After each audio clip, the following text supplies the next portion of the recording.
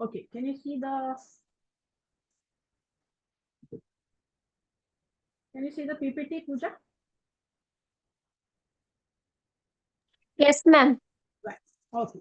So in the last class, we were talking about the chromosomes, how many number of chromosomes are present, and then we were also talking about the different shapes and how many number of chromosomes with the shapes. That is, what are the different types of shapes depending on the centromeres that is present. Say, for example, if the centromere, say, for example, if this is the chromosomes over here, if the centromere is dividing the chromosome into two equal halves, then you call it as metacentric. If the centromere is dividing the chromosome into unequal arms, then you call it as submetacentric. And if the centromere is little bit higher with only a little small P arm over there, then we were talking about it as acrocentric, and completely centromere above with only the Q arm and no P arm over there, then you call it as telocentric over there. So we were talking about all those.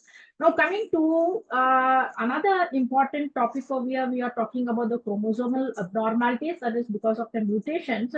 What are the different types of chromosomal abnormalities that you can see in this particular type of mutations over here? That is what we are going to talk about in this particular class over here, chromosomal abnormalities.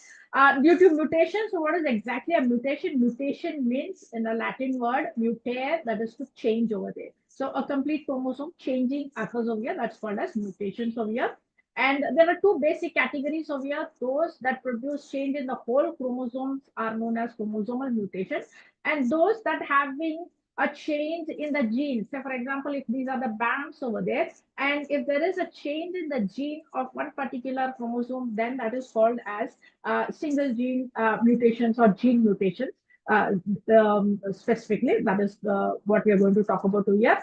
And under chromosomal mutations, we'll be talking about deletion, duplication, inversion, translocation, and transportation. That is the different types. So here we are going to talk about chromosomal aberration. If you're going to divide them, what exactly it is over here, we can divide this chromosomal aberration. Aberration is also mutations over here.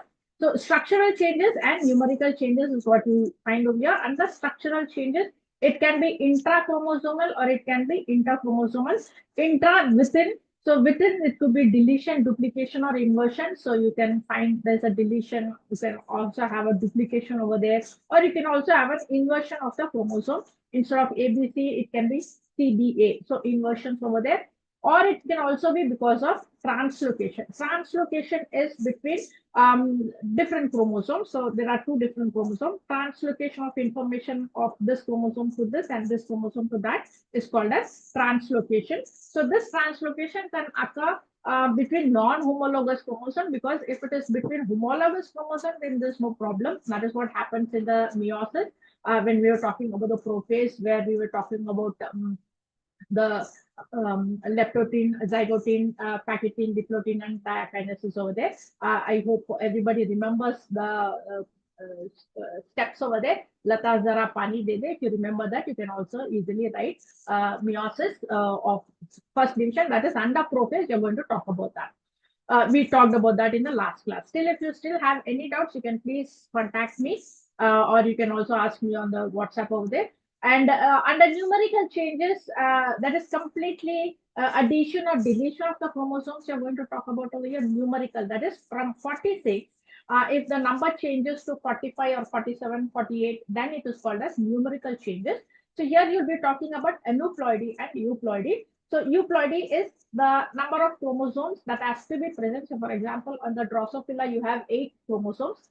If the 8th chromosome is reduced to either 7 or 9 or 10, then that is aneuploidy. But if it is going to be 8 as such, then it is euploidy. Same way in the humans, if you have 46 number of chromosomes, then it is euploidy. If you have a difference in the 46 number of chromosomes, then you'll be calling it as aneuploidy. So we'll be talking about that in detail one by one over here. Okay, now coming to what exactly is chromosomal abnormality due to numerical changes over here. So first we'll talk about numerical changes. So the numerical changes over here is caused by again the mutation, that is non-disjunction occurs over here. You'll be also asked for non-disjunction in your examination point of view, so that you can talk about that in prophase, how the non-disjunction occurs. Here, the change in the number of whole chromosomes is called as heteroploidy. So from 46, if it is going to become 47 or 48, then it is going to be called as heteroploidy.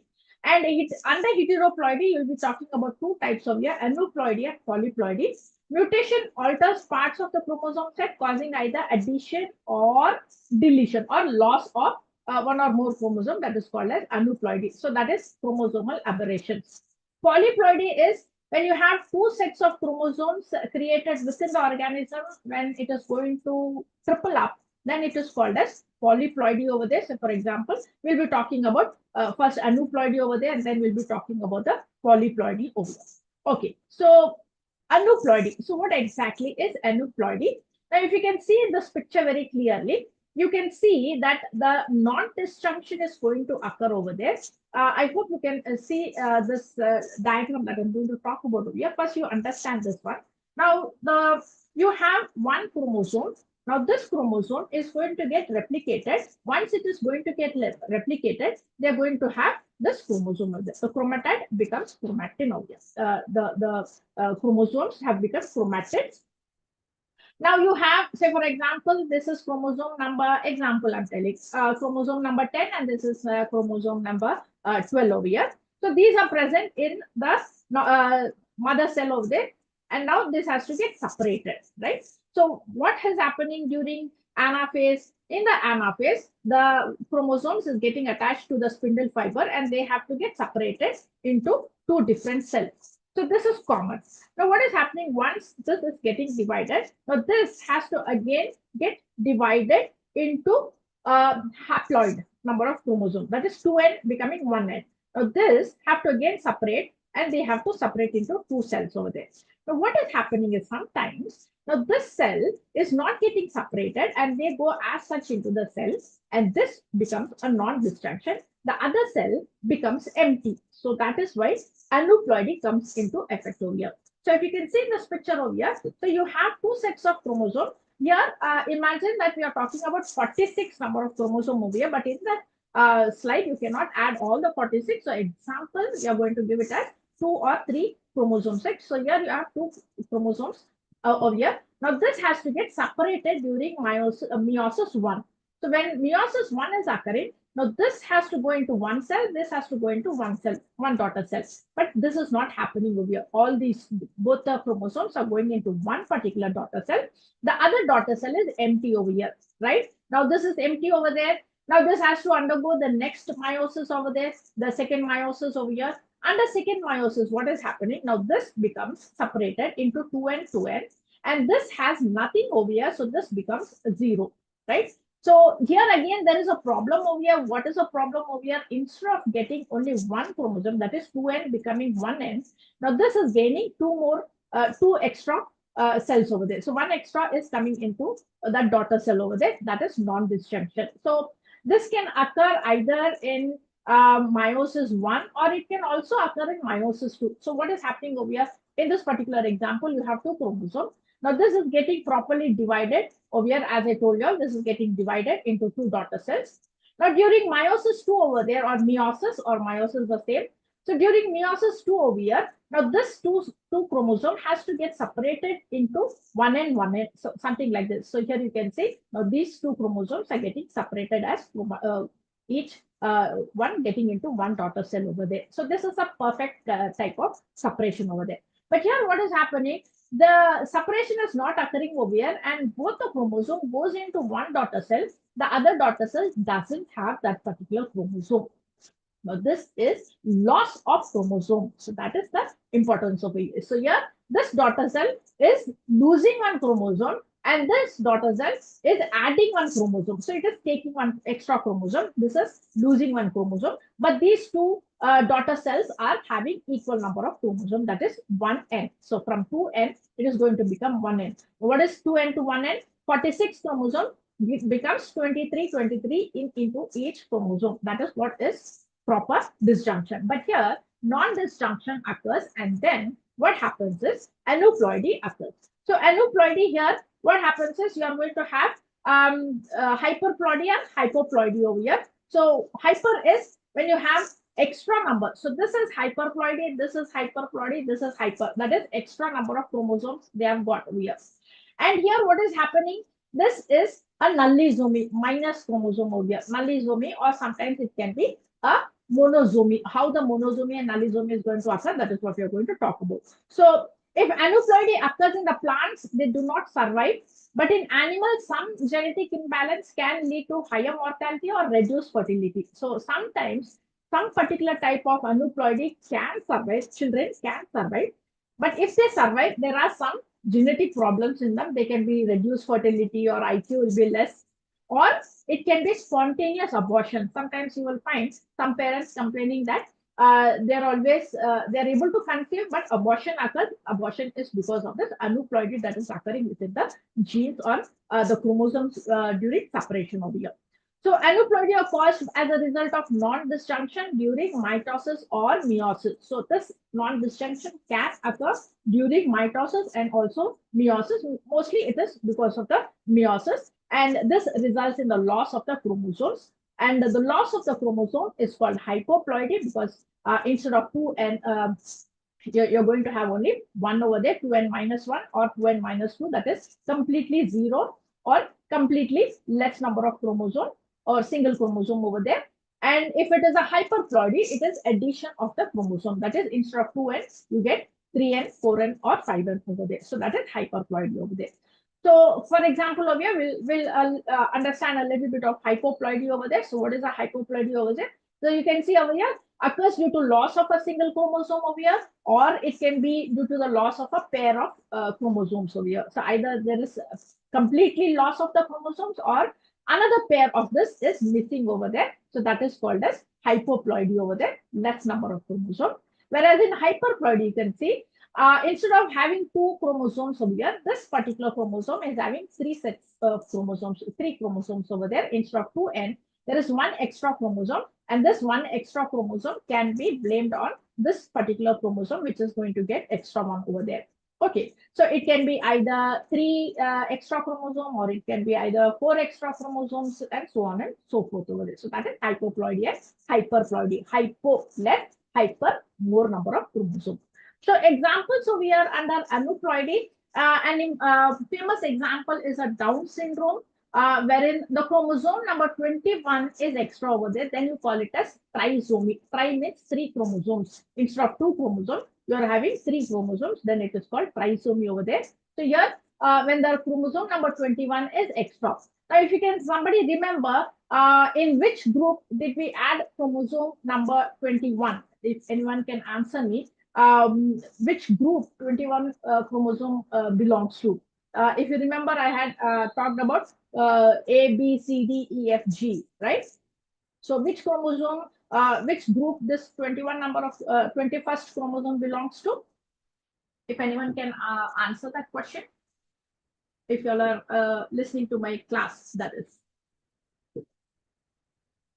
Yeah, nobody? Okay, so this chromosome number 21 belongs to G group. I want you all to again go through all those groupings of here. Chromosome 1, 2, 3 belongs to A, 4, 5 belongs to B, 6 to 12 belongs to C, so on and so forth. So you have to remember 21 and 22 belongs to group number G, and they are very small. And Y chromosome is also placed in G group because Y chromosome is small. X chromosome belongs to C group because they are a little bit bigger over there.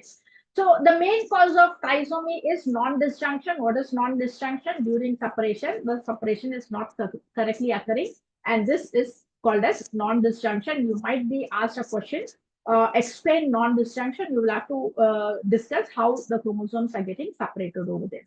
Okay, so what are the characteristics of this trisomy over there? You'll be wondering, if you're going to have an extra chromosome, then the people might become even more intelligent. No. Why? Because this will interact with the expression of the proteins over there. When there is an interaction, when they're going to interact and when they're going to disturb the number of proteins that have to be expressed, then there is some problem that can occur within an individual, and this can be mild to moderate mental retardation, or sometimes swollen tongue that you can see in the Down syndrome patients over here. So this is a particular example of a Down syndrome. This is different types of syndromes that we'll be talking about now. I'll be talking about the syndromes of years, and this is a child with a trisomy 18. So remember, whenever there is the number that is being kept over there around, then that particular chromosome is extra. So we'll be talking about that in a few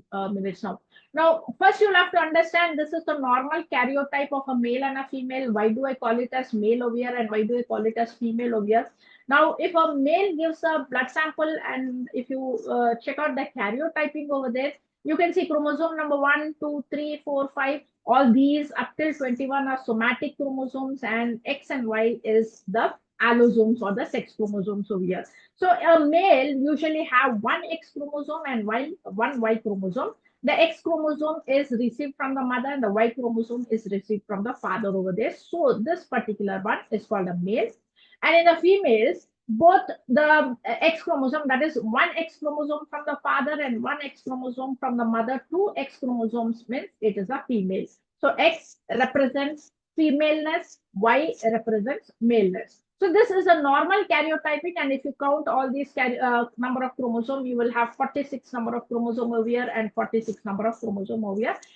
This is a normal male and a female karyotype. Now, for example, when I'm talking about hyperploidy, hyper is extra number of chromosome or trisomy, tetrasomy. Now, in this particular first example, if you can see, all are having two number of chromosomes, that is coming from each coming from one parent, one chromosome from father, one chromosome from mother over there. Fine. But when you can see this chromosome number 21, instead of two chromosomes, you have three chromosomes. Non-disjunction during separation, one chromosome was added in this daughter cell over there. So here you can see one chromosome, that is chromosome number 21 is extra over here. Then this leads to Down syndrome. So that is an example over here, Down syndrome. Now you will be wondering, how do you come to know that chromosome number 21 only is extra? Why can't we say that it can also belong to 22? Now, each chromosome has a specific character. If you remember when I was talking about the banding patterns over there. Now, each chromosome is having its specific character and the size. So, the particular bands and the size will tell us which chromosome it belongs to. So, there is no worry about that. Okay, coming to the next one over here, if you can find over here, in this particular chromosome, all are exactly two chromosomes here. But when you talk about the X chromosome, instead of one chromosome, you are having four chromosomes over there. Instead of one X chromosome, you are having four chromosomes over there. So here you can see why I'm saying only one X, because you already have a Y over here. So instead of one X, you have four X chromosomes. Then you call it as tetrasomy X chromosome. Tetrasomy is four. Which chromosome is extra? Chromosome number X is extra over here. So the name tetrasomy X over here. So because it is having a Y also here, and this particular person is a male, but infertile male, because there is excess of X chromosome over here. Then when you're coming to triple X syndrome, so in the triple X syndrome, all the chromosomes are normal, but only the X chromosome, instead of two X chromosome, you're having three X chromosome over here. So the name triple X chromosome. Now, because this is only X's over here, this particular patient is a female. Why? Because X chromosome. There is no Y chromosome. This is a female. Here, even though you have X chromosomes, there is a presence of Y chromosome. So presence of Y chromosome will definitely be a male over there, but infertile over there. Now coming to this particular one, tetrasomy 8.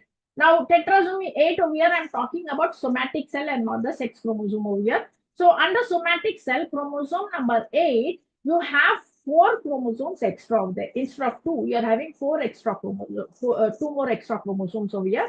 So tetrasomy 8, and this particular type of a patient will definitely be affected with acute myeloid leukemia.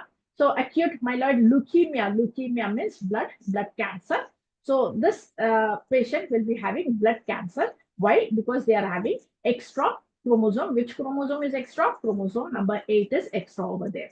Okay, now coming to syndromes over here. So here, what is a syndrome? I'm talking about the somatic syndrome over here. trisomy 13. Trisomy 13 means Patos syndrome. The name of the syndrome is a Patos syndrome. Now you'll have to remember that the names that we are giving, say for example, Down syndrome, Patos syndrome, Klinefelter syndrome, all these are named on the scientists who have identified them over there or discovered them. So that is the name given to them, Patos syndrome, that is chromosome number 13. Now, as the name indicates, the chromosome number 13 is extra over there, if you can see. And so that is the reason why you call it as trisomy 13 over there. It's a rare genetic conditions where chromosome number 13 is extra. Now, if you can see the facial character over here, the development is a little bit reduced, and what is most striking is the cleft palate. We call it as grana dosham, right? So it is not grana dosham; it is because of the chromosomes that is extra over there. Why? Chromosome number 13 is extra, so you have this cleft palate over there. You have a low set ears and a small head, microcephaly or small head over here, as you can see over there. This is the proper picture of a child. And you can also see the fingers are clenched. That is, they'll be set one above the other, the fingers over there. And extra fingers or toes can also be found over there. And mental retardation is for sure. Small eyes, small head, and small lower jaw is what you can check out in this particular. And sometimes this children, the once this fetus is if the mother conceives this particular type of syndrome, miscarriages can occur, or the baby cannot survive for more than 1 year. So within a year or so, the child will die in trisomy 13, that is Patos syndrome. Now, coming to trisomy 18, as the name indicates, chromosome number 18 over here is extra. One chromosome is extra over here, but that's why it is called as trisomy 18. And the name of this particular syndrome is called Edwards syndrome. And growth restriction is very much reduced. Growth is very much reduced over here. And distinct craniofacial features like the small jaw, low set ears, and heart and lung abnormalities can be found. And again, you can see the overlapping fingers over here, and specifically the club feet. So you can see the feet are not straight like that; they are clubbed over there, thick over there, and multiple organ failure can be seen. And this is also life-threatening type of a syndrome over there. So this is Edwards syndrome.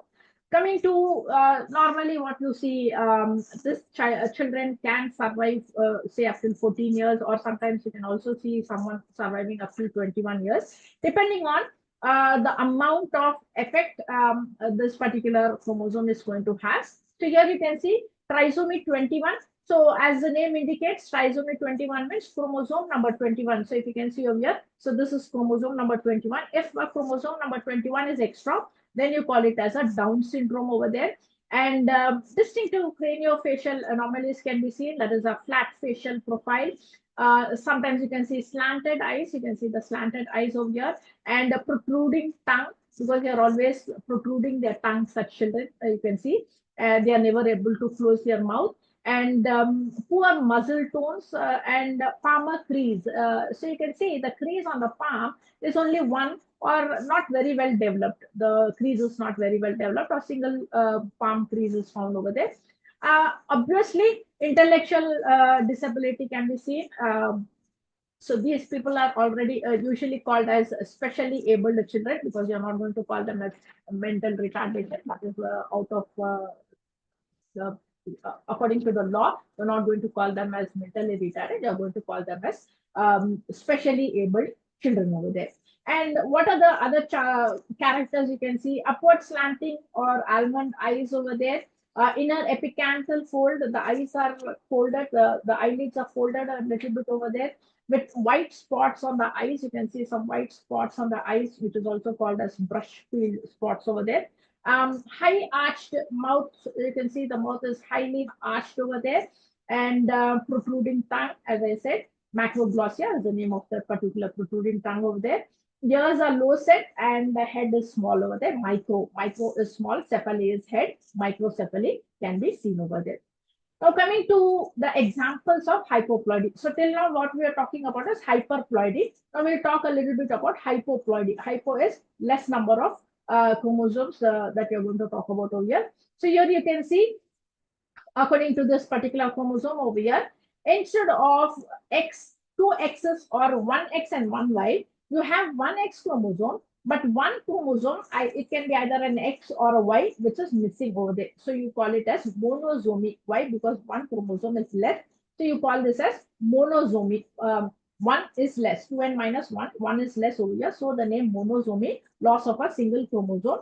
And this particular syndrome is called as Turner syndrome. How you spell it up over there? What is the karyotype that you give to this particular chromosome? 45. Why 45? Because one is less over here. So 45 number of chromosome and comma XO. Why O? In science, you don't call it as 0, you call it as O over there, XO syndrome.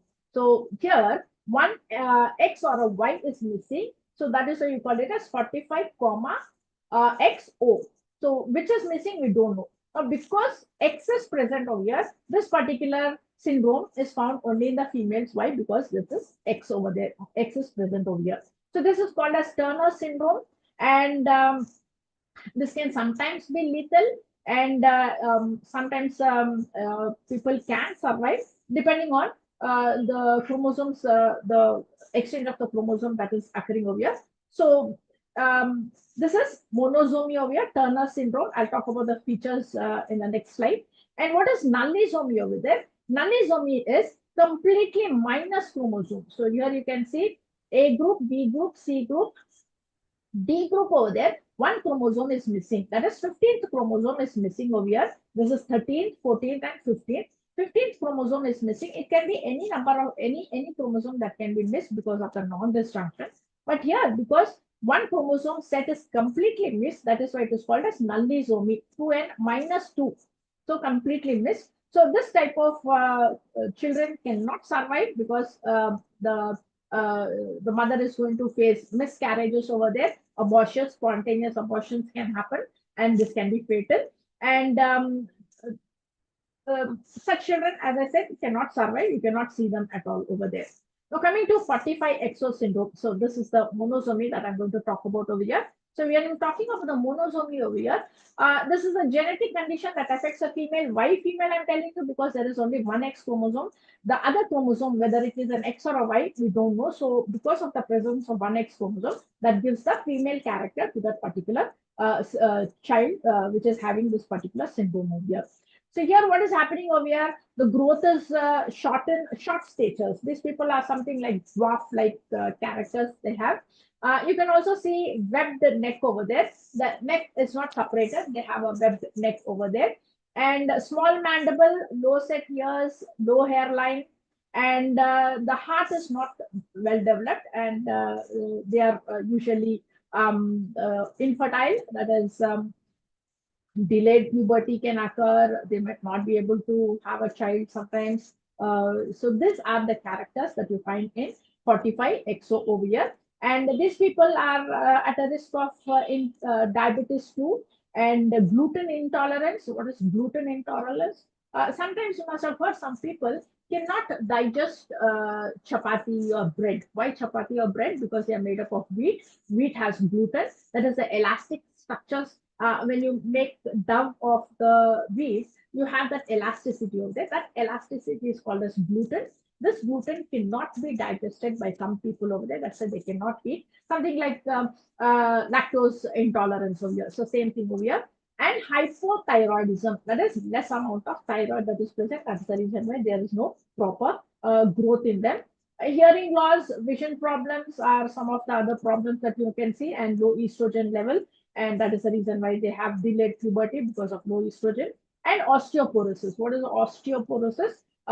Weak muscles, that is the joints are weakened. So the blood, not muscles, sorry, bones, weak bones is what you find in this particular. The joints are not well developed of the osteoporosis. Degradation occurs in the joints. So that is Turner syndrome over there. Now coming to the next one, Klinefelter syndrome. Here the Klinefelter syndrome I'm talking about the hyperploidy, one extra chromosome over here. So that is a Klinefelter syndrome over here. 47XXY, you can see over here. So you have this chromosome numbers, all are 22 numbers over here, but the one X chromosome is extra over here. Either it has to be XX or it has to be XY. But here, because one X chromosome is extra over here, which is called as Klinefelter syndrome. And because of the presence of the Y chromosome, this particular patient is a male. Why? Because it is having a Y chromosome over here, and the name is Klinefelter syndrome. Such children, they are taller than usual from the other children. They are very tall, longer legs, shorter torso, body is less over there, and delay in sitting when they are child. There's always a delay in sitting, walking, or speech. Also, they have a very delayed type of a speech over there. And muscle mass is reduced. They don't have a proper muscle mass over there. And low testosterone, the male characters, low testosterone. Why low testosterone? Because of the presence of the extra X over here. Testosterone is decreased over here. And enlarged chest over there. Why? Because they have one extra chromosome X over there. And infertile. These are all infertile. And learning difficulties in the children. You must have heard of this word dyslexia. You must have heard this movie Tare Zameen Par, where you can find the child is not able to speak or understand properly over there. Dyslexia. And reduced facial and body hair can be seen in this particular children over here. So this is Klinefelter syndrome. So under sex chromosome, one extra and one more. So one less is Turner syndrome, one extra is Klinefelter syndrome. That is what we found out in hyperploidy and hypoploidy. So the one some more examples under aneuploidy, 45XO sterile females, that is the Turner syndrome that we talked about. Triple X syndrome, fertile females, these females are unusually tall, fertile females. Klinefelter syndrome, one extra X chromosome, sterile males, and double Y syndrome over here, 47XYY syndrome. These are fertile male and they are robust kind of males over there. At the drop of the hat, they get very angry over there. And so that is a little bit of character. Some male can be soft, but mostly they are aggressive type of males over there. So I hope you have understood the chromosome numbers over there. Now coming to abnormalities in chromosomal structure. Now, what are the abnormalities in the chromosome structure as such? So what is the structure over here? So when you're talking about the structure, we are going to talk about four types based on the mechanism of mutations. Inversion chromosomal mutation, deletion chromosomal mutation, duplication or amplification, doubling up of the chromosomal mutation, and translocation chromosomal mutation. So these are the chromosomal mutations that we are going to talk about in detail one by one over here. So I hope till now you have understood it. If at all you are having any difficulty in understanding, please get back to me. Please interrupt me when I'm talking, or you can also message me if you all do want to talk. You can also message me so that I can come back to and answer your questions over there. Okay, so here in the structural changes in the chromosome, what we are going to talk about over here is inversions over there. So here in the inversion type of chromosomal mutations, what is happening is a complete reversal of the chromosome occurs over here. If you can see over here, where you have this chromosome. So in this inversion, you can clearly see A, B, C, D, E. That's a centromere over here. That's a P arm. That's a Q arm over here. A, B, C, D. So what happens is sometimes this chromosomes can reverse itself upside down. They can turn upside down. 180 degrees turning can occur over here. So what will happen is once it is turned upside down, they become EDC. So EDC, that is upside down. So something like Baba Ramdev, who's standing head down and legs on top. So 180 degrees turn is occurring over here. That is called as inversion. And here you will have to understand is even though there is an inversion over here, so there is no net loss or gain of this particular genes over there. So nothing is lost, nothing is gained. It's only the reversal that is occurring over there. How this reversal is occurring is during, if you remember, when I was talking about prophase 1, that is leptotin, zygotin, pachytin, diplotin, diakinesis. In the pachytin and the zygotin type, what is happening is crossing over is occurring over the zygotin pairing, pachytin is crossing over, chiasma formation is occurring. Now during chiasma formation, so what is happening is when there is a chiasma formation, the crossover between the chromosomes over here, when they cross over, the chromosomes are cut over there and the cut part is exchanged over there. But here, what is happening due to turning up of the chromosome, they might have a cut at this place. Why a cut? Because nucleus acts over there. There's a cut over there, and this cut will reverse. So they just have to turn upside down, and that is called as inversion type of a mutation over there. Now, the what is the genetic behavior over here? So this depends on two types over there, paracentric and uh, pericentric type of a inversion. So what is this paracentric and pericentric type of an inversion? If you can see in this picture over here. So you have the P arm, you have the Q arm, you have a centromere over there. If there is an inversion without the involvement of the centromere, then it is we call it as paracentric. So if it can occur over here also without the involvement of the centromere, that's called as a paracentric. But if there is an involvement of the centromere also moving upside down over here, then you call it as a pericentric. So that is the only difference over here, paracentric and pericentric. Now, what happens is during this time, there can be an unusual crossing over occurring, and then because of this paracentric and pericentric type of an inversion over there, duplication and deletions can occur in this particular type of inversion chromosome that can occur over there. Okay, so here the example over here, a beautiful example of inversions, mutations over here. What is happening is, now, this can be sometimes advantages and this can be sometimes disadvantages. What is an advantage and what is a disadvantage? So here I'll take two examples over here. One is a human example and one is a example of an insect over here. This insect is a seaweed flies over there. You find it in the seaweeds over there. Silopa frigida is the type, the name of the fly over here. So what is happening is, if there is an inversion over here, and if the inversion, after the inversion has occurred, when there is a crossing over, if this becomes two homozygous alpha alpha genes are present over here, then they become too tall.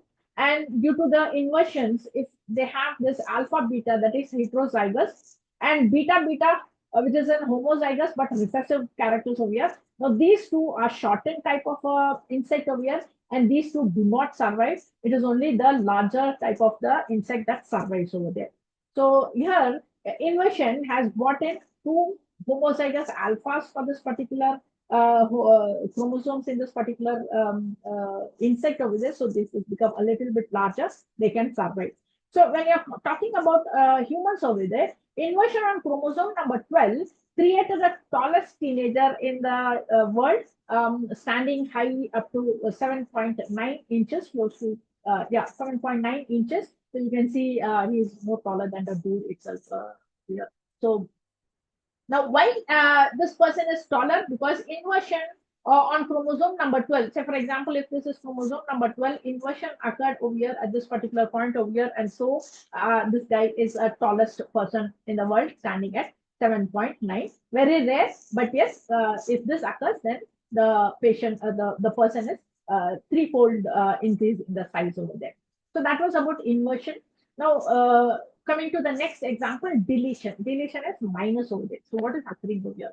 Now, what is happening is, during the crossover, the chromosome sometimes can result in the breakage of the chromosomes, and this breakage can be due to the lag phase during anaphase. Anaphase is the separation of the chromosome is called as anaphase over here. So here, if the chromosomes are present over here, in the chromosome anaphase, they have to separate over there.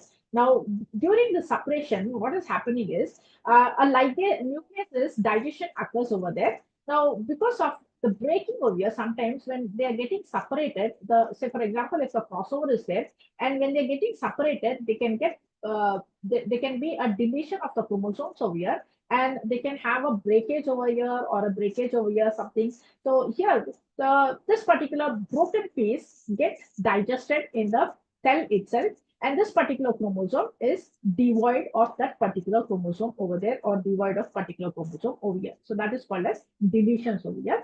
Now, deletions cannot be reverted back, because once it is lost, it is lost. Because if this is digested over there, this is lost.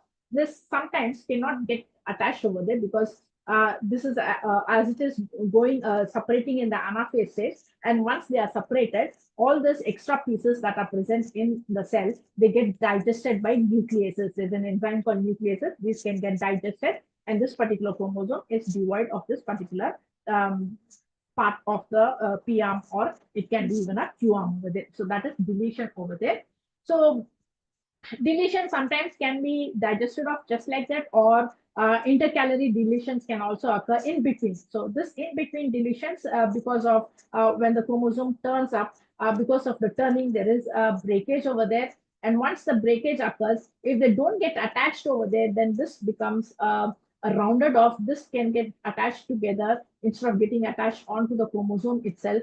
Remember inversion. So this is what happens in the inversion. So when there is a cut over there, what happens is sometimes they get attached immediately, and so there is no loss of gain. It is only upside down over here. But sometimes during separation, if this sticky ends are not getting stuck up to this piece where they have got chopped off, then this is lost. Why this is lost? Because this particular part doesn't have a centromere, and if they don't have a centromere during separation, the microtubules, the spindle fibers are not able to identify the chromosome. So if there is a centromere over here, the spindle fiber comes and identifies the centromere over here, and they get stuck to this, and they are able to be pulled out. Now, because this piece which has been broken off doesn't have a centromere, the spindle fiber will not identify this, and these are left out in the cell, and this left out part is cleaned away by nucleases over there, and that's how we use this point, and the chromosome is deleted over here. So this is the example of here. This particular part has been digested. They are lost in the piece, and this chromosome has shortened. So this particular chromosome, this particular part of the chromosome, which is having some important genes, if that is getting deleted, now this chromosome will not have the genes of interest, and this can lead to different type of problems. It can be a cancer, or it can be insulin intolerance. Different type can occur over there.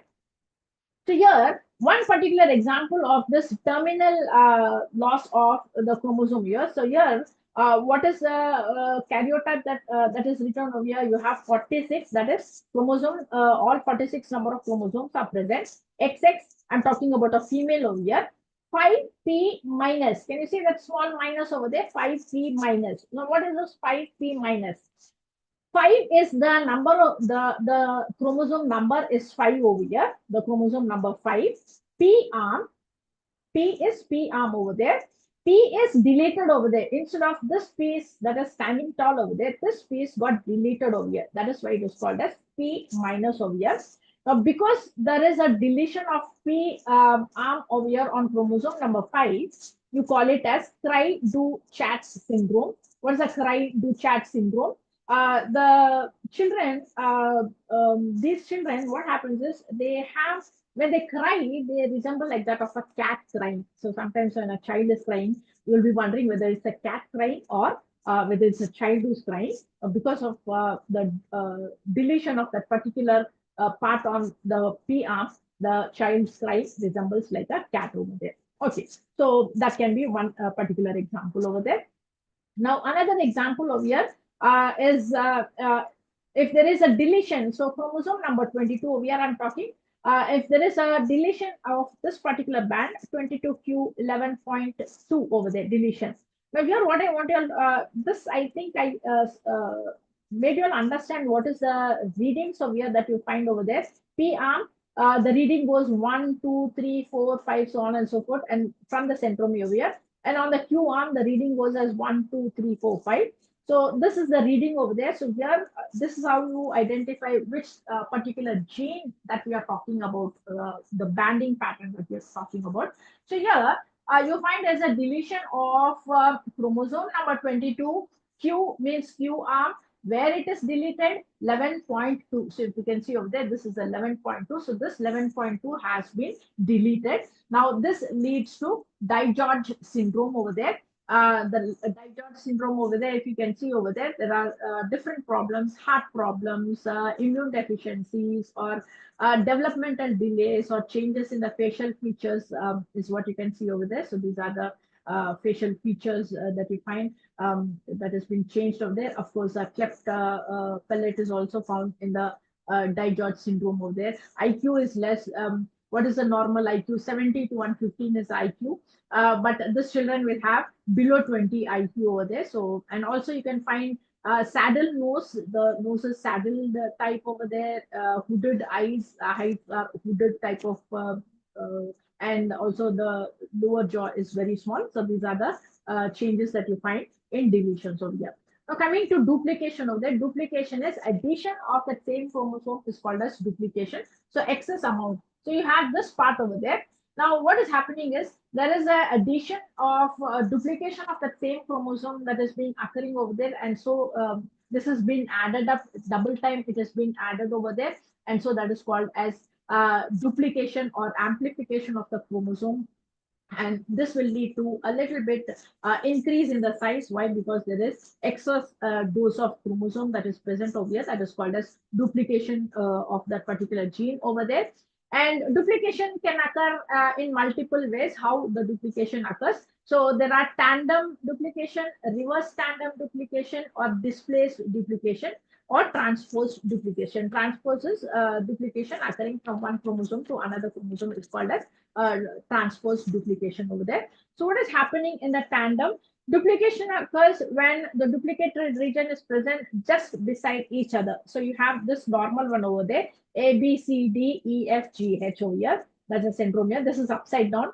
Why? Because this arm is small and this arm is long. That means this is P arm, that is Q arm over there. So labeling can be done in any ways for our specific easiness over here. So what is happening over here? There you have BC over there, the purple and the yellow color. This purple and the yellow color got duplicated double time over there. That is, they had copied double time over there. So you have, instead of ABCD, you have ABC, again a BC, then DEFGH over there. So this BC is kept close by one beside the other, and that is called as tandem duplication, that is placed just beside the other.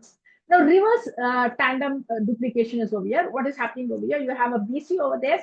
Instead of a BC, if it is reverse, that is inversion has occurred over there, then we call it as CB over there. So A, B, C, C, B, D, E, F, G, S. So this is reversed. Instead of like that, they are reversed like that. So that is called as reverse tandem duplication. And terminal duplication, that is terminally, so you have A, B, C. So terminal duplication is again A, B, again A, B, C is present over here. So that is called as terminal. The terminal is at the end when it is duplicated again and again. That's a terminal duplication. And the last one is a displaced duplication or translocation, transpose duplication that can occur over there. So from one chromosome, only one part is getting added over there, the other is left out over there, then that is called as transpose. That is, for example, here in this displaced over here, ABC, EFGS, you have a centromere over here. Now, if this EFGS is being copied once again and added onto this part over there, then you have AB, EFG, CD, and then EFGS. So this has been displaced duplication. Why duplication? Because you already have EFG, again an EFG over here, but not on the same arm, but on a different arm over there. So that is called as displaced duplication that is occurring over there. Now, this duplication can occur within the homologous chromosome, or it can also occur within the non-homologous chromosome. Now, what is homologous chromosome and what is non-homologous chromosome over here? As I told you, homologous chromosome is if a chromosome is having, when I'm talking about chromosome number 11, chromosome and 11 and chromosome number 11 of each parent, one from the father, one from the mother. Now, these two are chromosome number 11, means these are homologous chromosomes. But if I'm talking about chromosome number 11 and chromosome number 21, the crossing over should not occur between these two, but sometimes crossing over occur. Why these two should not have a crossover? Because these are non-homologous chromosomes, different chromosomes over there. 11 and 21 are different over here, non-homologous chromosomes. So sometimes exchange of material occurs between non-homologous chromosomes, which can be very deleterious. So this is again a mutation that is going to occur over there. So examples of duplication over here. So what is an example? Very nice example over here when I'm talking about Drosophila over there. You must have seen this Drosophila having the eyes over there, which is a different type of an eye set that they have in this particular, though they don't have a proper vision over there. Each ocelli can read on its own. So that is the reason why they don't have a proper eye vision over there. So what is happening over here? So when I'm talking about a wild type of a female B plus B plus, that is a homologous B plus over here. There's a region called bar region over there. What is this bar region over there? This is the region that gives the shape of the eyes for this particular Drosophila. This is placed on 16A over there. And the name of the gene that is, so here I'm talking about X chromosome, right? XX over here. And this is the 16A gene that is going to be present over here. Now, if this is present in single manner, that is normal manner, then you have this particular eyes, the eyes a little bit narrow and oblong over there, oblong type of eyes are present over here. But what happens is, if this becomes duplicated, if this 16A becomes duplicated over here, what happens? And this is a heterozygous, right? Because one is B and one is B plus over there. Here it is B plus B plus. This is B and this is B plus. One is B plus and one is B over here. Heterozygous. And in this heterozygous, 16A is duplicated over there. Now, because of the duplication of this 16A gene over here, you can see the shape of the eye over there. The shape of the eye is becoming narrower when compared to this normal eyes that is going to be set over there. So this is narrower over there. Now, if both of them are going to have addition or duplication of the 16A chromosome, which is a homozygous BB over there, the eyes are little more narrower over here. And if it is going to be even more duplications, the eyes is becoming smaller and narrower as and when a duplication is occurring. So here again, you have to see if there is an extra number of genes that are going to be present, this is also going to be deleterious. You can clearly see over there, this is the amount of gene that has to be present. Now, this has been duplicated twice over here, and this has been duplicated thrice over here. Now, as a duplication occurs, the eyes is becoming smaller and smaller over there, narrower and smaller over there. So that is the effect of duplication or amplification over here. So another example over here is chariot-Marie tooth, that is CMT disease associated with chromosome number 17. And there is also, so what is happening in this chariot-Marie tooth over here? Muscle weakness, paralysis, sometimes such a person can trip and fall very often. Hammer stone-like toes over here, and foot drop is you can see over here, and repeated ankle sprain. Some people will have a repeated ankle sprain. You can also blame it on this particular duplication of on chromosome number 17, that is CMT1A duplication has occurred over there. And this duplication can cause overproduction of peripheral myelin protein 22, which disrupts the myelin sheath surrounding the nerves. And this can also lead to numbness or tingling in the fingers or creeping sensation, chronic pain at some particular points. You have sudden chronic pains over there. You feel always heat sensation in the hands and the legs, and also loss of the vision and loss of ear is because of this duplication of PM22 over there, or sometimes onto the chromosome 17 over here. So that is one example over here in humans. Now coming to the next one is translocation.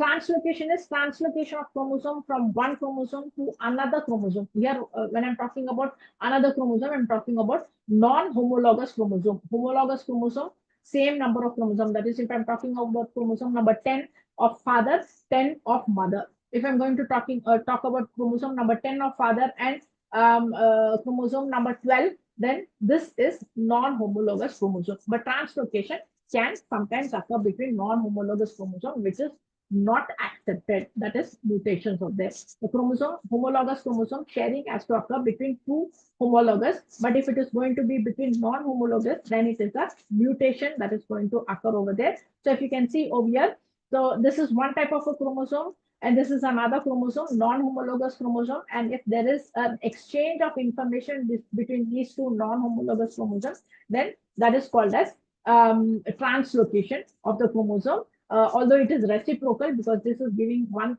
extra over there, this is giving exactly equal amount over there. Reciprocal translocation is occurring, but this type of translocation is not accepted because that will lead to some different types of mutations over here.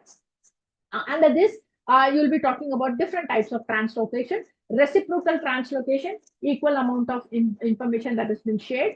Robertsonian involves two acrocentric chromosome at the centromere, reducing the total number of chromosome count. Of acrocentric is very small amount of pre-amyloid, Robertsonian translocation, and sometimes you have balanced or unbalanced type of translocation. We'll talk about this one in a simpler way. So as I told, reciprocal translocation occurring between non-homologous chromosome, and reciprocal is equal amount of exchange of chromosome has occurred over there. And so what happens is there is no change in the amount of information that has been created over there. So what happens is during separation in the anaphase stage, either they can be separated as such like that, or sometimes they can get bent up. So this is a bending of the chromosome you can find over there. And because of the bending of the chromosome, each one, so it can be separated like this into one chromosome, these two in one chromosome, or these two above and these two below over there, or these two in one and these two in one. So you have different types of arrangement of the chromosome that goes into the daughter cells over there.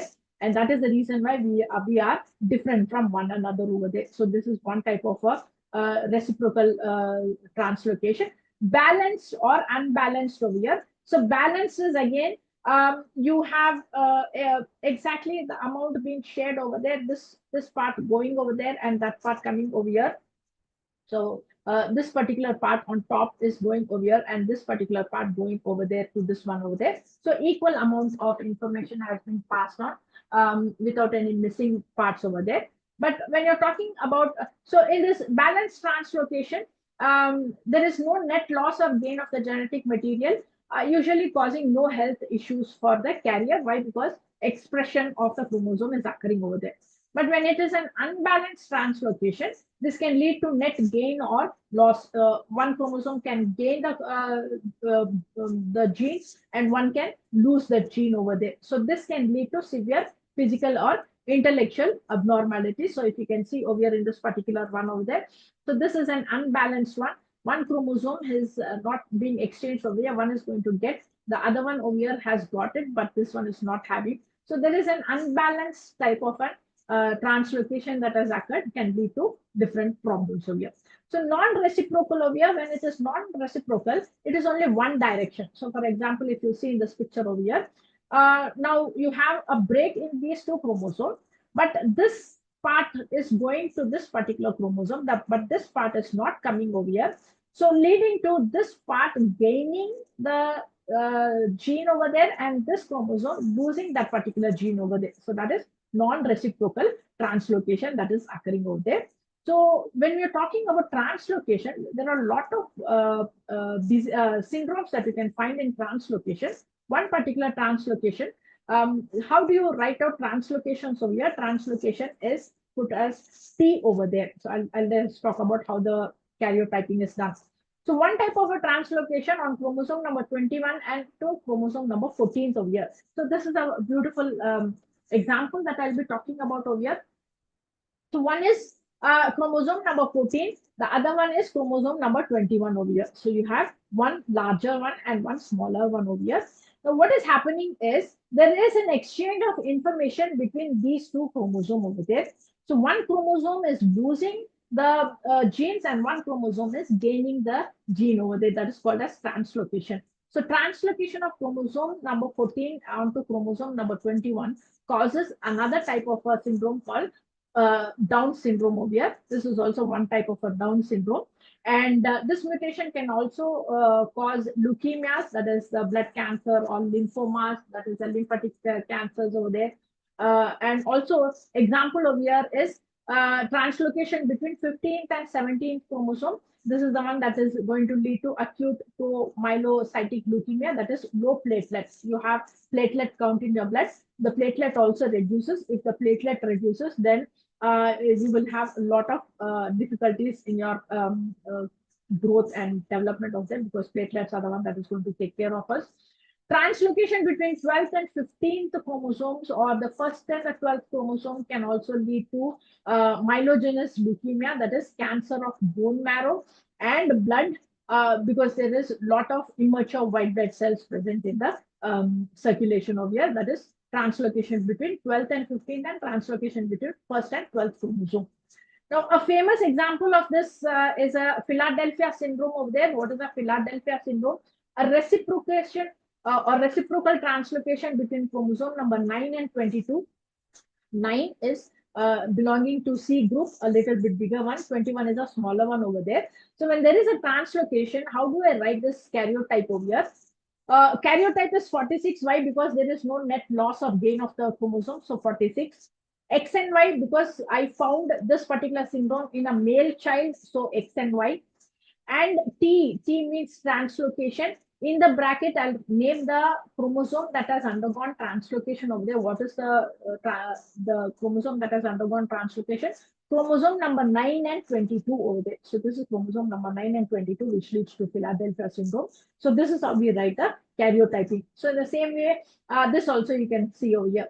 So here you can write 46 chromosome. It can be XX or XY because it can be in a female or it can be in a male, XX or XY, comma, T, and in the brackets, 14 and 21, translocation between 14th chromosome and 21 chromosome. So that is how you write this karyotyping over there. So that is examples of translocations that you found over there. So this was about the information on mutations that you find in different parts of the different number of chromosomes over there.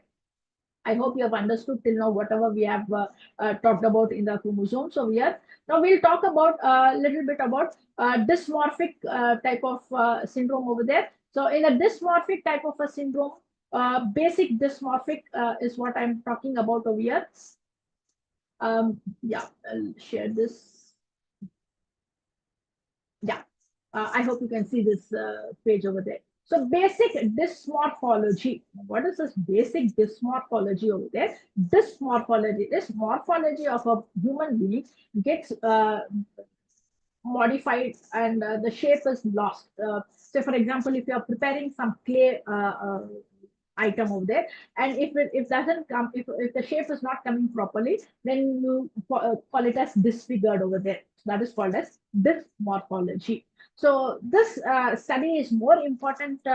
Why? Because a doctor will be able to understand if the child is growing properly or if it is having some changes in the figure that has been changed over there. So that is a study we are going to talk about over here, because there is one topic over here, basic dysmorphology. You might be asked a question, discuss basic dysmorphology. We'll be talking about that a little bit over here. So a study of structural defects. Structure, the human body is a structure. If there's any defect over here, then you call it as study of defects or dysmorphology over here. That this can be congenital malformation or birth defects. Congenital in the children during the development, there can be some malformations over there, or birth defects during birth. There can be a morphology changes over there. So that is called as dysmorphology over there. So minor anomalies or minor dysmorphologies are defined as unusual morphologic feature that are not of major serious problem over there. So you can just correct them by cosmetic surgeries. Say for example, some people are having broad nose, some people are having low set ears, some people are having some problem over there in the growth over there. So a little bit of cosmetic surgery will clear them. But if it is going to be more, then there can be a serious problem here. And the value of the recognition is if it is a severe condition, then morphological condition, then diagnostic tests have to be done to understand what exactly is happening in them. And the minor external anomalies are most common complexes, that is face or auricles or hands or feet. Hands, if they are clubbed up, you can separate them. If you have extras, you can remove them off. Auricle changes, you add those stems over there. All this can be done over there. So under these basic dysmorphology, four important topics we are going to talk about over here. Malformation, that is, if there is a poor tissue formation, then you call it as malformation. If unusual forces on the normal tissues occurring, then you call it as deformation. If there's a breakdown of the normal condition, you call it as disruption, breakdown, disrupted. And abnormal organization of the cell, you call it as dysplasia. So here you are going to talk about this four. Very quickly, we'll complete off this topic over here. So what is malformation? So as the name indicates, poor formation of tissue is called as malformation. A single localized poor formation of the tissue that initiate a chain of subsequent defects is called as malformation. Risk is 1 to 5% recurrent. Recurrent is the parent can have a recurrent problem 1 to 5% of years. And why is this happening? This can be due to chromosomal abnormalities. It can be mutant gene or teratogenes. Chromosomal abnormalities if there is a problem within the chromosome. So, for example, we are talking about this numerical or structural chromosomal abnormalities over there. Mutant, if there is a mutation in the gene, mutant genes. Teratogenes. Teratogenes are external chemicals that can create some problem within the growth of the DNA. So, for example, teratogenes. I would like to add some important points on this teratogenes. Teratogenes are those nowadays we are eating so many fast foods over here. The fast foods have a lot of preservatives that are present. The fast food also has nice colors that they add on food coloratives that they have. You have a nice bright red the tandoori chicken with a red bright color or green colors or the preservatives that you find in those pizzas and burgers because nothing comes fresh for us. Pizzas, burgers, and all they are all preserved. They are just taken out, heated, and given to us. So this has been done long back. For that matter, even your beverages, the Coca-Cola, Thumbs Up, you name the beverage, and all of them have some a bit of insecticide, pesticides present in them. We consume them in a daily basis. So what happens is some of them get washed out from the liver because the liver is the one that is a sink. It removes all the dirt and all these chemicals present. But on when you're going to have them on a regular basis, the liver gives up. It doesn't want to clean up, and this will create a problem in your DNA, and this DNA will have mutations in them, and then this can lead to some different cancers in it. So that is teratogenes over there. So the next time you're going to buy something from outside, make sure that you're not going to eat them on the regular basis so that you don't be affected. Having said that, even UV radiation also can create problems over here. UV radiation can also have mutagenic effect on our DNA over there. So examples under the small formations over here, spina bifida. So here you can see the spina bifida over here. That's a problem in the spine over there. What exactly is happening over here is the spine. You can find the durameter, the spinal cord, and the spinal fluid. Instead of coming straight down and closing up over here, they are not closed up and they come out of the body of the spina bifida over there. The problem is the spine is not properly closed over there. A little bit of it is open. That is one particular defect in malformation sequences. Another one is congenital heart disease over there. So here you can find they don't have a proper aorta and pulmonary artery over here. So here you can find the transposition of the great arteries over there that is being separated over here. Then we have the atrial septal defect. The atrium, the septum is not properly developed over there. Then you also have the ventricle septal defect over there. Instead of a proper ventricles over there is a defect over there. So this is called as congenital heart diseases, where the oxygenated and deoxygenated blood gets mixed up over there, and the child is not able to get proper oxygenated blood. Sometimes you have you also have this blue baby syndrome, is because of this congenital heart disease over there. And what are the other the other one of there? So malformation is done. We'll talk about the deformation over there. So what is deformation sequences over here? Abnormality or morphogenesis caused by extrinsic force on a normally developing or developed structure. External force is also going to have an effect on the growth of the baby over there. And this is called as deformation over there. And example is craniofacial asymmetry. If you can see in the face over there is some asymmetry over there. Instead of straight part over there, you have an asymmetric structure on the face over there. Sometimes you also have orthogyroposis. Orthogyroposis is the rigid or stiff joints over there, and talus or talipes is the club foot. You can find over there the club foot over there. You can find the foot over there, club foot over there. Instead of straight over there, they are having clubbed foot over there. This can be some of the sequences caused due to mechanical sequences like uterine anomalies or abnormal fetal positions. Instead of upside down, if the fetus is straight like that or crossed like that, this can also lead to deformations over there. And malformations such as spina bifida can cause intrinsic lack of movement because if you have a malformation over there because of the spina bifida, then that can also lead to some secondary type of deformations. That is, neuromuscular disorders can also occur because of that spina bifida. So all consequences of one after the other over there. The next one is disruptive sequences over here. Disruptive is when there is a destruction of the developmental tissues over there, then that is called as disruptive development over there. Particularly, you find a loss of the tissue or aberrant differentiation of the adjacent developments over there. So here, what example you can see. This mechanical mechanism includes cell death or tissue destructions due to vascular anomalies. Vascular is blood supply changes that can also lead to a problem. Anoxia, when the breathing problem is up, sometimes if the neck is tightly tied up with this umbilical cord, sometimes you say that, right? So anoxia. Teratogens, I talked about this teratogens. Infections, if the mother is infected, even the child is going to get infected. That can be a reason. Or mechanical forces can be consequences of this disruptive sequences. Examples of here, facial cleft, you can also have the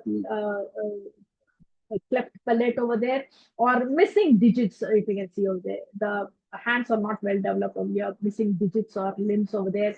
And also sometimes you have this amniotic bands. So what is this amniotic bands?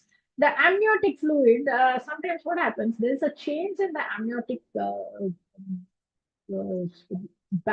layers over there. So this layers can become then they can get tied up over there onto the legs or hands over there. And because of this tightened point of places over there, blood supply is not being given to them. And so there is some disruption over there that can lead to clubbed foot or clubbed hands over there. That is called as amniotic bands over there. So these are the bands that you find in the amniotic fluid. So these are called as amniotic bands. Then that can also lead to different problems over here. And the last one is dysplasia over here. Dysplasia is the primary defect in the lack of normal organization or called as skeletal dysplasia. Now, what is the skeletal dysplasia? Now, if you can see in this first picture over here, rhizomelia, shortening of the humerus or the femur over there, the humerus, the femur over there, the hands and the leg bones over there, you can find. So these are little bit shortened over there instead of normal sizes over there. They are shortened over there. That is called as rhizomelia. And in the next one, it is mesomelia.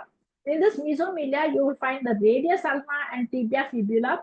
So you can see the radius ulna, tibia fibula that is shortened over there. So this is a shortening of the digits over there. And in the last one, acromelia, shortening of the distal segments of the carpals, metacarpals, tarsals, metatarsals over there. So this is all shortened over there. So this patient will have very short fingers and the toes over there. So these are some skeletal dysplasia that can occur because of this anomalies over there. So these are some of the characters you can find over there. The pictures that show different facial dysmorphy because of varied reasons of malformations over there.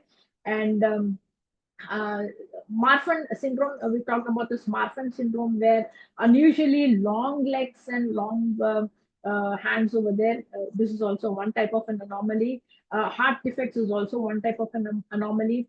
Autosomal dominant disorder over here, this was dysplasia that I was talking about, where dwarfism can occur because of the dysplasia that has occurred over here. This is one more example that we can come across in this particular picture over there. So when we're talking about so this was about the basic dysmorphy. Now we'll talk a little bit about genetic disorders very quickly. We are left with only 15 minutes. I'll be rushing this over here. Mendelian inheritance. I'm sure everyone must be knowing what is Mendelian inheritance. In that, we'll be talking about genetic disorders over here. So under genetic disorders, we'll be talking about four important disorders because of this particular autosomes and the sex chromosome over here. So under this, you have four different types of your autosomal dominant, autosomal recessive, X-linked dominant, and X-linked recessive disorder, and one bit of Y-linked disorder also we'll be talking about over here. Now coming to the pedigree construction. So what is a pedigree construction? So the moment you hear pedigree, you'll be wondering, I'm talking about the dog food over there. No, I'm not talking about the dog food over here. I'm talking about the construction of the family chart. We talk about the family tree or family chart over here. So that is what is pedigree construction over here. So before understanding this pedigree construction over here, I will say this is a man. This is a man. That is a female over there. They both get married. They have three children. This is one son, one daughter, one son over there, and these two married to have one daughter over there. All this is confusion here. So first you have to understand what is this construction all about. So when you put it a square over here, then you're calling it as male. And if you're going to draw a circle, it is a female. So that is why I said a square is a male, a circle is a female over here. When I cross it above that male or a female number, the shape over there, then this person is dead. They are no more. And if I'm going to color them completely affected male, affected female, color can be same or different. If I'm going to color only half of them, then that is called as heterozygous. Heterozygous is they are carriers over there. Heterozygous are carriers. One gene is normal, one chromosome is normal, another chromosome is affected over there. So that's called as heterozygous over there. When I put a cross between a male and a female over there, a dash over there, then this is called as marriage between a man and a woman over there. And if I'm going to put a double line over there, then I'm talking about is consanguineous marriage. Consanguineous marriage is marriage between relations over there. That is called as consanguineous over here. And you have two same circles over here with a double line over there, a triangle over there, a cross triangle, monozygotic. And if you have a triangle shape like that, but one male child and one female child, that is dizygotic, because they are not twins over there, they are separate child. A rhomboid shape is an unknown sex. A spontaneous abortion is a triangle. Multiple siblings over there. Proband, that is the affected person with an arrow, is a proband. And a dot over there is a female carrier for X chromosomes.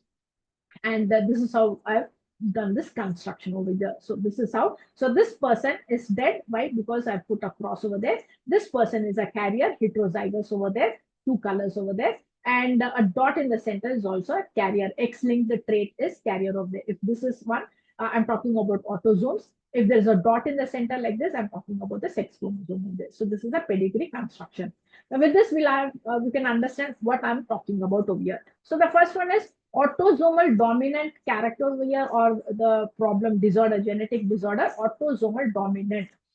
Autosome means I'm talking about chromosome number 1 to 22. Any of this chromosome can be autosome over there. Any of this chromosome which is dominant, that character is expressed in the offspring over there. That is called as autosomal dominant over there. If I'm going to talk about X or a Y chromosome, then I'm talking about the sex chromosome or the allosome. Autosome is chromosome number 1 to 22. All the different parts of your body that is going to make a person, or what we are, is called as autosome over here. So autosomal dominant is a pattern of a genetic inheritance where a single mutated gene from one parent is enough to cause the trait. So even if one parent is affected with that particular problem over there, that can be expressed in the child over there. How? So if you can see over here, one parent is affected, one parent is not affected. So they have this heterozygous type of a gene. One is normal, one is abnormal kind of a chromosome. In an affected parent, both chromosomes are normal over there. So wherever this blue goes to the child over there, that child is affected over there. Why this blue? Blue is the chromosome that has been affected over here. So located on non-sex chromosome, that is autosomes over there, 50% of the chances of these two parents having children, 50% affected children, 50% normal children. So if a child is having one chromosome from an unaffected parent, and from the affected parent, this normal chromosome is coming over here, then this is an unaffected. So same thing, unaffected chromosome, child is unaffected. One affected chromosome, one unaffected chromosome. Even in the presence of one affected, then the child is expressing it. Why? Because it is dominant over there. So you can see this pedigree analysis over here. Father is affected. Why father is affected? I put a square over there and a color over there. Father affected. Circle mother, no color, normal mother, unaffected mother over here. So how many children they have? They have one son. So you have put a line over there. Each line is coming from there. One son.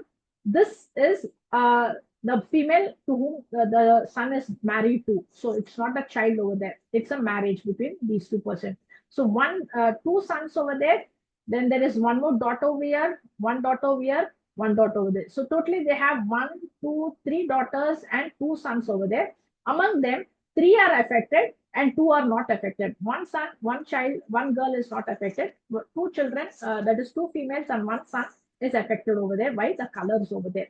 So these are characters that are going to be expressed. Examples over here is Marfan syndrome, the tallness over there, and achondroplasia, that is dwarfness over there. So this can be the examples over there. And yeah, so this is the same thing that autosomal dominant we have finished. Now we are going to talk about autosomal recessive character. So under recessive character, both the chromosome has to be affected one. When both the characters of the affected one is given to the children, then the autosomal recessive character is expressed in the children. For here, both the parents should have one of that affected chromosome here, or carrier father and carrier mother over here. So here, the father is a carrier, mother is a carrier, but why you call it as unaffected? Because this is recessive. One chromosome is normal, one chromosome is recessive or the affected character over here. So this is the normal dominant one, and this is a recessive character over here, dominant recessive. So both the parents, if they are carriers, chances of them having one in the every child that they have will have this particular character over here. So what you see over here. So you have one dominant from father, one dominant from the mother, unaffected. One dominant from the father, one recessive from the mother, unaffected. Why? Because they are carriers over there. Because the heterozygous characters are present over here. But if this was a dominant autosomal dominant, then these would have been affected over here. But here, because it is recessive character over here, and both are having heterozygous, so these are unaffected but carriers. And if this child is taking the chromosome of affected recessive chromosome from the father and recessive chromosome from the mother, then this child is going to be affected. Why? Because this child has got both the chromosome that has been affected. So recessive character, autosomal recessive. Under autosomal dominant, even if one chromosome is being taken from the affected father or a mother, then the child is going to be affected. But here recessive is both those chromosome has to be a recessive character, only then that can be expressed in the children over there. So example over here, cystic fibrosis, sickle cell anemia, and phenylketonuria are some of the examples that you find over here. Now coming to X-linked dominant inheritance. So here mutations are present only in the X chromosome. Here I'm talking about the sex chromosome over here. So X-linked dominant inheritance over here, and we'll also talk about recessive character.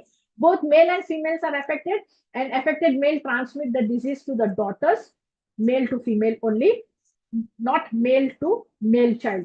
A father who is having this problem cannot give that problem to the son. Why? Because this is X linked. X is given only to the daughter, not to the son. So father cannot send the problem to the son, but a father can give this problem to the daughter, because that is X-linked inheritance. That's the name, X-linked inheritance of that.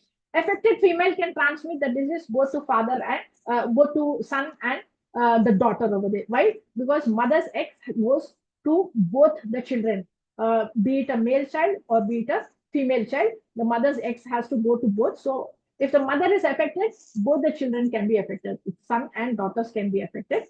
If the father is affected, only the daughters will be affected, not the sons affected over here. So that is the important point that you will have to understand over here. So this is the proband that you can, the pedigree that you can find over here. Father affected. If the father is affected, all the daughters are affected. If you can see over here, sons are all safe over here.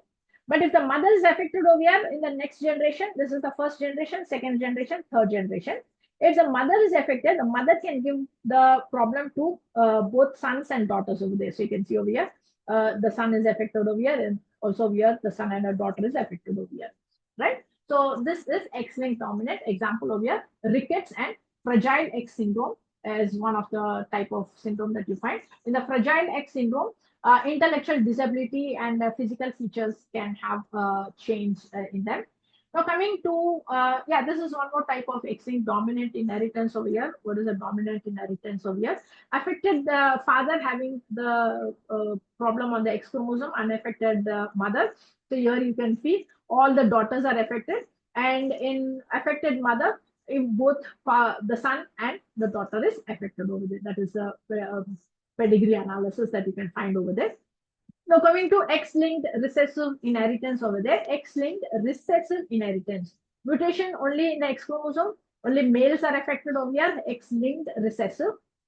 Why only males are affected? I'll come to that point over there. Transmission through unaffected females to males and no male to male transmission. Why? Because you're talking about X-linked inheritance over there. We are not talking about the Y. So male to male transmission is not going to happen. Same thing like what we saw in the dominant one over there. Why only males are affected? Because here the males are having one X chromosome over here and one Y chromosome. Females are having two X chromosomes. Even though female receives one recessive X chromosome, the dominant X chromosome that is normal will take care of her well-being, and this is dormant over here. So that is the reason why only the males are affected. Why? If the male is going to have this particular X chromosome that he got from the mother, so what happens is he's having only one X chromosome and one Y chromosome. The X chromosome, if this is having some mutation, this mutation is expressed in that maleness. So that is why only males are affected over here. Transmission through unaffected females to males. Transmission from unaffected females to males. Why unaffected females to males over here? I told unaffected females are carriers. One X is normal, one is recessive over there. That X, when it is taken by the males, then the child is having this particular syndrome over there. Very common examples for this X-linked recessive is there's hemophilia, red-green color blindness, Duchenne muscular dystrophy, weakening and wasting away of voluntary muscles. Hemophilia is when they have a small wound or accident, the blood doesn't clot very fast. That is called as hemophilia. Color blindness. Color blindness, if they are not able to identify or they're not able to differentiate between red, green, and orange. For them, all these colors are brown color. Red color is brown. Green color also is brown. Yellow color is also brown for them. That's the reason why those people who are having this color blindness, they are not given license to drive because they're not able to see the signals. The signals when you stop, you have those colors. You're not able to identify those colors over there, so they'll not be given the license. But as it is India, you can easily get the license for anything. Duchenne muscular dystrophy syndrome is the muscles are weakened over here. They are not properly well developed in them. And yeah, this is how the chances of the male child getting affected because of the carrier mother. And the last one is Y-linked inheritance over here. Y-linked inheritance, only males are affected. Under this male infertility, if Y chromosome is having some infertility, even the child is going to have that infertility problem over there. So male infertility is being passed on from one male to another male over there, from father to son over there, not from father to mother, daughter wife, because father's wife is not given to the female. So only males are affected over there. And what are the other characters that you find in the male over here? You have this hair, pinna on the ears. This pinna here is found only in the males. Females don't have this. Why? Because this particular character is found only in the males over here. So these are some of the examples of the genetic disorders that we have seen over here. The next in the next class, I'll be having the next class at 3:30.